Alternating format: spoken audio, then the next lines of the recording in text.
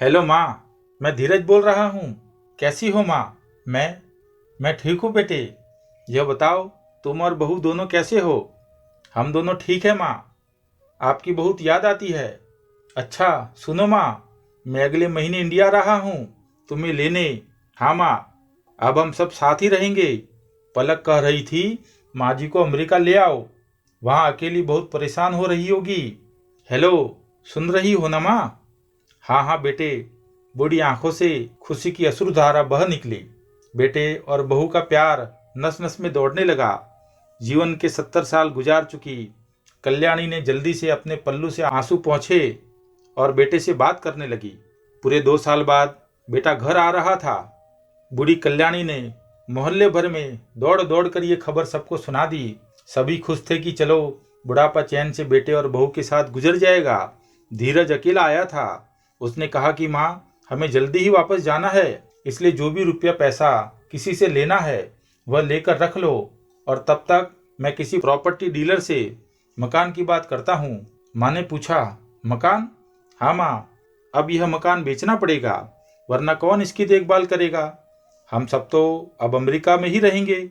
बूढ़ी आंखों ने मकान के कोने कोने को ऐसे निहारा जैसे किसी अबोध बच्चे को सहला रही हो।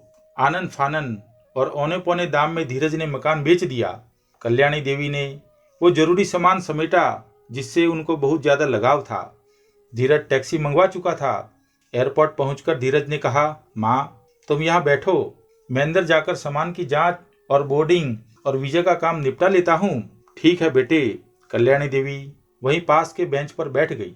काफी समय बीत चुका था। बाहर बैठी कल्याणी देवी बार बार उस दरवाजे की तरफ देख रही थी जिससे धीरज गया था, लेकिन अभी तक बाहर नहीं आया। शायद अंदर बहुत भीड़ होगी सोचकर बूढ़ी आंखें फिर से टकटकी लगाकर देखने लगती। अंधेरा हो चुका था। एयरपोर्ट के बाहर चहलकदमी कम हो चुकी थी। माँ जी, किससे मिलना है? एक कर्मचारी ने बूढ़ी माँ से पूछा। मेरा बेटा अंदर गया था टिकट लेने, वह मुझे अमेरिका ले जा रहा है, कल्याणी देवी ने घबरा कर कहा। लेकिन अंदर तो कोई पैसेंजर नहीं है। अमेरिका जाने वाली फ्लाइट तो दोपहर में ही चली गई थी। क्या नाम था आपके बेटे का? कर्मचारी ने सवाल किया।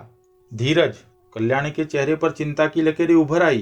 कर्मचारी अंदर गया और कुछ देर बाद बाहर आकर बोला, माँ जी, आपका बेटा धीरज तो अमेरिका जाने वाली फ्लाइट से कब का जा चुका।